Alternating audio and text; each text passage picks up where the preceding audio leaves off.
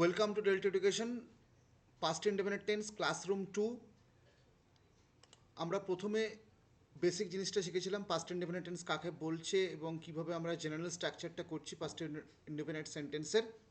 Now in this video, এই ভিডিওটাতে আমরা চার ধরনের সেন্টেন্স নিয়ে ডিসকাস করছি। চার ধরনের সেন্টেন্স কী কী না? অ্যাফার্মেটিভ সেন্টেন্স, ফার্স্টে আমরা জানছি affirmative sentence, then negative sentence, then interrogative sentence, and the last is interrogative negative sentence.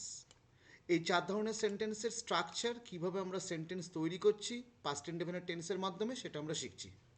So ফার্স্টে আমরা দেখে নিই যে অ্যাফার্মেটিভ সেন্টেন্সের স্ট্রাকচারটা কি, যেটা আমরা জেনারেল স্ট্রাকচার ক্লাসরুম 1-এ শিখেছিলাম, ঠিক সেটাই। Subject past form of main verb, যেটাকে আমরা V2 বলে থাকছি, এবং অবজেক্ট কমপ্লিমেন্ট। এটা হচ্ছে বেসিক স্ট্রাকচার পাস্ট ইনডেফিনিট টেন্সের। এখানে আমরা এক্সাম্পলে যেগুলো দেখছি, এখানে আমরা যে ভার্বগুলোকে ইউজ করছি সেই ভার্বের আমরা পাস্ট ফর্মটাকে ইউজ করেছি অ্যাকশন ভার্বের। অ্যাকশন ভার্ব আমরা সবাই জানি যে ভার্বের মাধ্যমে কাজ করা বোঝায়। যেমন প্রথমে the lady carried a heavy load, এখানে ক্যারেড ভার্বটাকে ইউজ করা হয়েছে, এটা একটা পাস্ট ফর্ম, ক্যারি ভার্বের past form. We entered into the room, এখানে এন্টার ভার্বের পাস্ট ফর্ম ইউজ করা হয়েছে entered. And the sentence number 3, example number 3, the magician showed us magic, এখানে শো ভার্বের পাস্ট ফর্ম ইউজ করা হয়েছে। সো এটা গেল অ্যাফার্মেটিভ সেন্টেন্স, যে সেন্টেন্সে আমরা দেখছি যে অ্যাফার্মেটিভ ওয়েতে আমরা সেন্টেন্স তৈরি করছি। হ্যাঁবাচক বাক্য, মহিলাটি একটি ভারী বোঝা বহন করেছিল, the lady carried a heavy load. We enter into the room, আমরা ঘরে প্রবেশ করেছিলাম। The magician showed us magic, magician আমাদেরকে জাদু দেখিয়েছিলেন। Now the most important part, negative sentence, কীভাবে আমরা নাবাচক বাক্য তৈরি করছি পাস্ট ইনডেফিনিট টেন্সের মাধ্যমে, যেখানে আমাকে মাথায় রাখতে হচ্ছে অক্সিলারি ভার্ব হিসাবে আমরা কাকে ব্যবহার করছি, ডিড, এবং ফর নেগেটিভ সেন্টেন্সের জন্য নটকে আমরা ইউজ করছি। এটা আমাদেরকে মাথায় রাখতে হচ্ছে। এবং একইভাবে আমরা যখন আমরা ডিড নটকে ইউজ করছি, কারণ ডু ভার্বের পাস্ট ফর্ম আমরা জানি ডিড, যেখানে আমরা ডিড নট নিয়ে এসেছি, তখন কিন্তু আমরা আর অ্যাকশন ভার্বের V2 ফর্মকে ইউজ করছি না, তার পরিবর্তে আমরা কিন্তু V1 ফর্মকে ইউজ করছি। তার মানে অ্যাকশন ভার্বের এখানে কিন্তু প্রেজেন্ট ফর্ম ইউজ হচ্ছে। কিভাবে ইউজ করছি আমরা একটু দেখি। আমরা প্রথম সেন্টেন্সটা দেখেছিলাম the lady carried a heavy load, এখানে আমি ডিড নট ইউজ করলাম, এখানে কিন্তু অ্যাকশন ভার্বের প্রেজেন্ট ফর্ম ইউজ হলো carry, the lady did not carry a heavy load. তারপরে আমরা সেকেন্ড সেন্টেন্সে দেখেছিলাম we entered into the room, আমরা এন্টার ভার্বের পাস্ট ফর্ম ইউজ করেছিলাম। নেগেটিভ সেন্টেন্স তৈরি করার সময় আমরা করছি we did not enter into the room, enter ভার্বের প্রেজেন্ট ফর্মটাকে এখানে ইউজ করা হচ্ছে। কেন না, যেহেতু আমরা এখানে ডিড ইউজ করে ফেলেছি, ডিড নট আমরা অক্সিলারি ভার্ব বা হেল্পিং ভার্ব ইউজ করছি, নেগেটিভ সেন্টেন্সের জন্য নট, তো দুটো একসঙ্গে মিশে ডিড নট, সেহেতু এখানে কিন্তু আমরা আর অ্যাকশন ভার্বের পাস্ট ফর্ম ইউজ করছি না।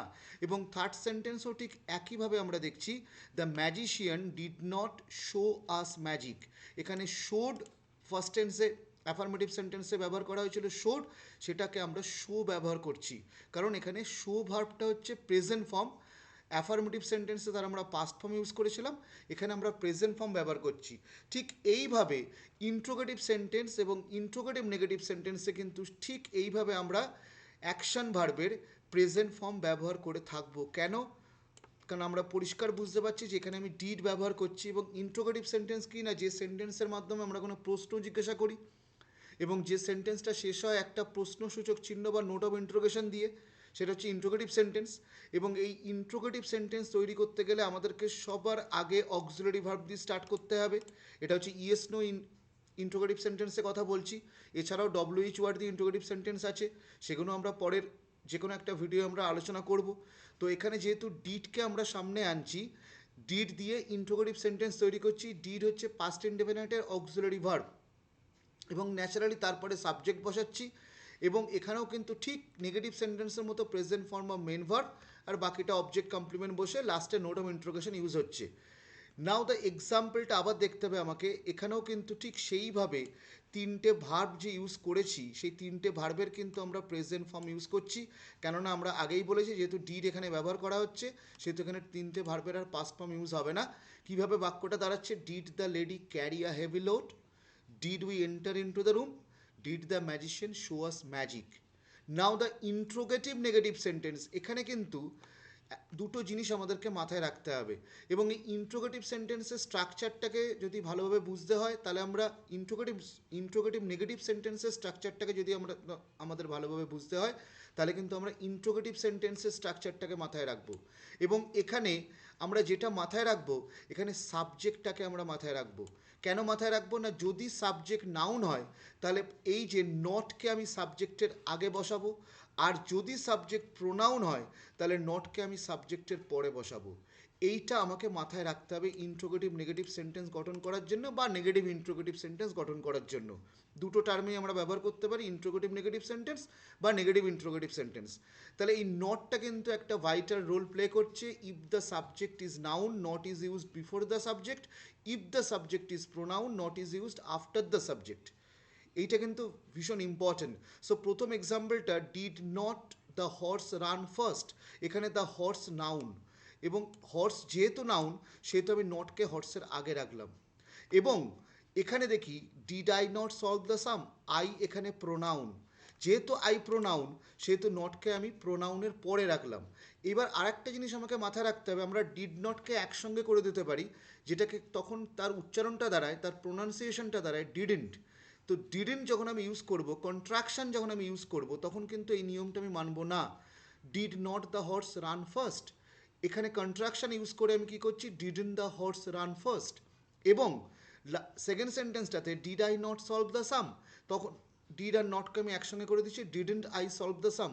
সো এই নোটটা ভেরি ইম্পর্ট্যান্ট, এই নোটটাকে মনের মধ্যে রেখে দিতে হবে, মাথার মধ্যে রাখতে হবে, মনে রাখতে হবে। If the subject is noun not is used before the subject, and if the subject is pronoun not is used after the subject. So that is very much important thing. So classroom 2তে আমরা কিন্তু 4 ধরনের sentence নিয়ে আলোচনা করলাম। Number 1 affirmative sentence, হ্যাঁবাচক বাক্য। Number 2 negative sentence, না সূচক বাক্য। ইন্ট্রোগেটিভ সেন্টেন্স, প্রশ্নসূচক বাক্য বা প্রশ্নবোধক বাক্য। এবং অ্যাট দ্য সেম টাইম প্রশ্নবোধক নাবাচক বাক্য, যেটাকে আমরা বলে থাকছি ইন্ট্রোগেটিভ নেগেটিভ সেন্টেন্স বা নেগেটিভ ইন্ট্রোগেটিভ সেন্টেন্স। সো এটাই হচ্ছে ক্লাসরুম 2। আমরা লাস্ট যে ক্লাসরুমটা ডিসকাস করবো সেখানে পাস্ট ইন্ডিপেন্ডেন্ট টেন্সের ভ্যারাইটিস অ্যাক্টিভিটিস, কী কী ধরনের অ্যাক্টিভিটিস আসতে পারে।